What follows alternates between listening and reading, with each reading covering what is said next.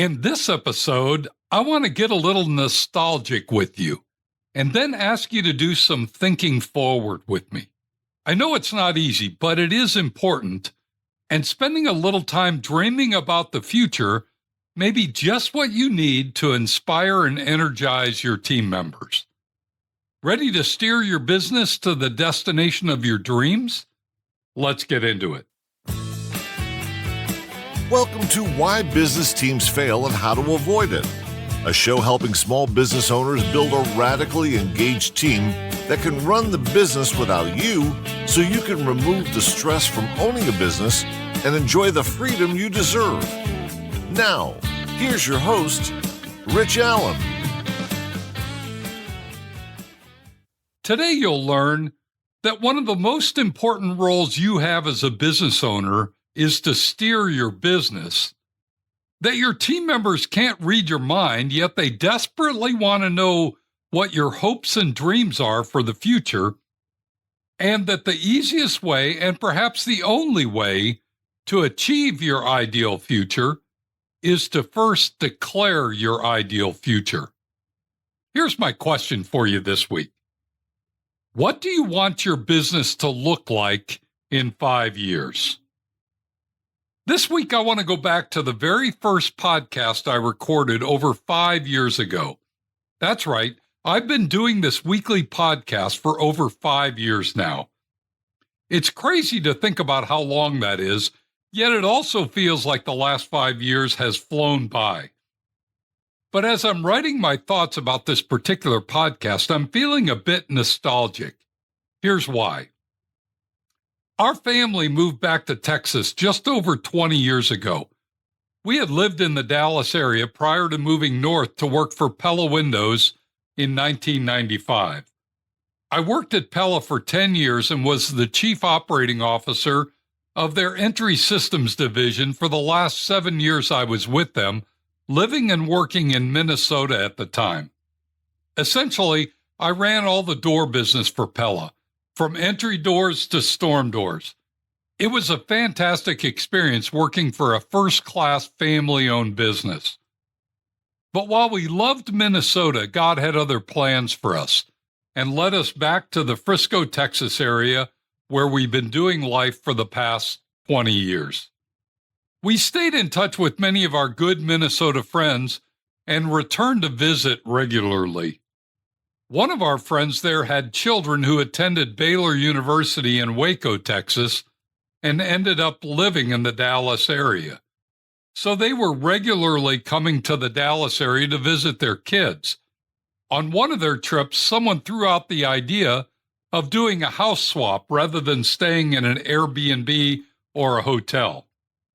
The idea was that they would come stay at our house and take care of our dog, while we went up to Minnesota to stay at their house and take care of their dog. It was a crazy idea, but we tried it, and it worked beautifully. And for the past 5 or 6 years, we've been doing the house swap thing every year. So as you might have guessed, I'm writing this podcast from our friend's kitchen table in Minnesota, while they're at our house in Texas, spending time with their now grown children. Which is a long story to explain why I'm going back to the very first episode I recorded over 5 years ago to ask this week's question. What do you want your business to look like in 5 years? 5 years goes by very fast, and unless you're intentional, you'll find yourself having gone nowhere over the 5 years. So today, I want you to give some thought to where you want to be in 5 years.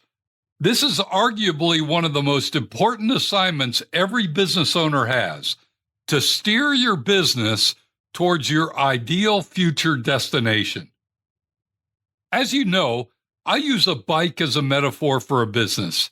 And if you're riding a bike, you're probably trying to go somewhere specific, which is why you grab your handlebars and steer. So you may ask, how do I steer my business? Well, I believe you steer your business by having a compelling vision for your future destination and by providing strong leadership and guidance to get you and your team to that ideal future place. Today, I want to focus on your compelling vision, your dream for the future of your business, the dream for what success looks like to you and your team over these next several years. You may ask why this is so important. My response would be that there are two very important reasons. The first is for your benefit. Owning a business can be challenging. In a typical week as a business owner, you face difficult decisions, difficult team members, difficult customers, difficult suppliers, difficult competitors, and at times, a difficult economy. To combat this barrage of challenges, you need a rock-solid vision that will remind you why the fight is worth it. Let's face it, many business owners just give up. They quit the fight. Why? Because they don't have a big enough reason to keep fighting. That's what you get when you have a solid, clear, describable, compelling vision of your ideal business future. The second reason is for your team members. Those who work for you and with you need and want to know that the business is heading somewhere and that somewhere is exciting and appealing to them too. If in their minds the business is going nowhere or nowhere exciting, they'll quit in search of an opportunity that is going somewhere desirable in their eyes. To help make my point, let me share with you two experiences I had recently. I walked into my office last week, and along the way I ran into a business owner who worked in an office near me. As I passed and said good morning, I noticed she was downcast. I stopped and asked, "What's wrong?" She shared that her best employee, her go-to number 2, had just given his 2-week notice that he was quitting. I, of course, asked, "Why is he leaving?" His reason was that he didn't really know where the company was going and whether he had a future there, so he decided to go work for someone who shared a really cool and exciting future opportunity with him. He had no guarantees, no promises, just the compelling vision of where this other business was headed and what it could mean for him if he joined on the journey. Then, only days later, I arrived at a meeting with a new client to find the husband and wife owners sitting lifeless at their conference table. I tried to bring up the energy level, but I couldn't. So I asked, "What's wrong?" Their key admin person, their solid rock, had just told them that she was leaving. They were stunned. I asked if we could talk to her to understand more, and we asked her to join us in the conference room. As she talked, it became clear. She had been talking with her husband, and he was challenging her on where her future was with the business, and she had no good answers. She honestly didn't know. She told her husband the owners had never shared with her anything about the future of the business or the opportunities that might be there for her in the future. So she agreed with her husband that she would quit and come to work with his father's firm. They had a plan, laid out a compelling future for her with this new business, and she was hooked. Has this happened to you? Perhaps not. Could it happen to you? Absolutely. In fact, it's biblical. Proverbs 29, verse 18 says, "Where there's no vision, the people perish." Essentially, this is giving us the guidance that without a long-term plan, without a vision, people are doomed to wander aimlessly. That's one biblical truth that applies directly to our business life. The business application of this advice is, without a vision, your people will assume there's no future for them, and with that, they'll look for something different or better in their mind. So what keeps you from having a clear, compelling vision for your business? Here are 3 reasons I hear often that may apply to you. Number 1, sometimes it's hard to even imagine your ideal future. You're so focused on getting through the day, making this next payroll, handling the current complaint from a disgruntled customer, or trying to figure out how to cover the job duties of the person who just gave their notice that they were quitting, that the last thing on your mind is dreaming about the future. Number 2, you don't think in flowery, futuristic imagery. The idea of painting a beautiful picture of your ideal future seems a bit woo-woo and out there, too dreamy for the way you approach your business. As a result, you simply focus on the blocking and tackling necessary to survive. Or number 3, you've grown to be pessimistic and just can't lie about something you're not sure is true or could become true. To be honest, you've lost your confidence that a better future even exists or is possible. Every time you turn around, there's another roadblock, and you stop trying to see past it. I'm sure there are other reasons, but if you can relate to one of these, just know you're not alone. But remember this, if you don't have a compelling vision for your business, then you're riding your bike trying to steer with no hands. That worked great as a kid showing off to your buddies, but it doesn't work in business. There's too much at stake. The risks are too high. So what should you do? It's simple. You need to set aside some focused time to write out your compelling vision for your business. I know this may be a daunting task, so let me give you a couple of real-life examples to ponder as you begin putting your thoughts together on this. Here's example number 1. The business owner simply wrote down all the things that frustrated them and then transformed each frustration into the opposite ideal future state. Here are a few of the statements he included in his ideal future vision of the company. We have twice as many employees as now, and everyone has clearly defined roles and responsibilities. We hold regular all-hands meetings, and the communications on our team are clear, concise, and timely.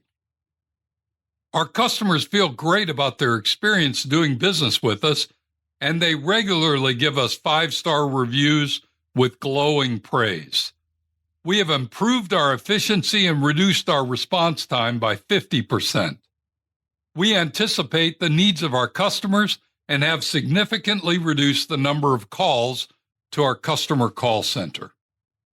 As he shared this with his team, they all got excited at the possibility of working at a company that operated like that, and they wanted to be there to help him make it happen. Here's example number 2. An owner of an HVAC company wrote out his story in narrative form. He shared why he got into the business in the first place, what he wanted to do differently from other HVAC companies, described the kinds of people he wanted to work with, shared the territories he hoped to expand into, and shared how many team members he hoped he would have in 5 years. When he got done, he took these main bullet points of his story and put them on a huge sign in his warehouse so everyone saw them in big, bold words every day. Here's example number 3. One business owner decided to create a series of videos of him being interviewed and asked questions about what it was like in the beginning, what's most important to him and why, what does he want his customers to say about doing business with them, why this particular business was important to him, and if things went as he hoped, what his company would look like in 5 years. He then shared the videos during his monthly all-hands meetings and answered any questions that anyone had about the videos. He also posted these videos on his YouTube channel so that all employees could watch them as part of their onboarding process. You don't have to use one of these methods, but you do need to do something. Whatever you do, be genuine, be real, be you. Don't be fake or contrived. Don't make it a big marketing production. Know this. This is a big reason why so many employees decide to give their notice and change who their boss is, because they can't read your mind. I hope that helps. I hope you're inspired to be creative and to get out of your comfort zone, to set some time aside and do a favor for yourself and your team members.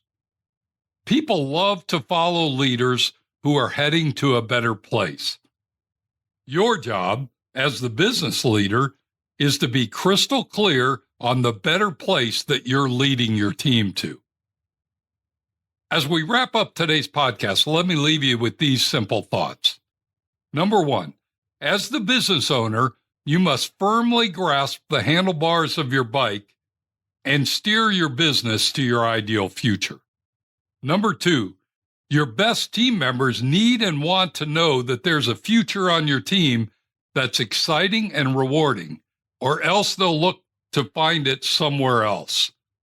And number three, once you take the time to define and share your ideal future vision for your business, you'll find yourself and your team members more energized and enthusiastic no matter what roadblocks come your way. If you'd like some additional support in this area or want to tap into our free resources, simply go to my website, tourtoprofit.com. You'll find everything you need there. Thanks for joining me today. Be sure to tune in next week when we're going to discuss 3 critical elements of winning new customers. You won't want to miss it. Now, go make it a great week, and whatever you do, ride hard. Thank you for listening to Why Business Teams Fail and How to Avoid It. Make sure to like, subscribe, and tell your friends so you don't ever miss an episode. Now go make it a great week, and whatever you do, ride hard.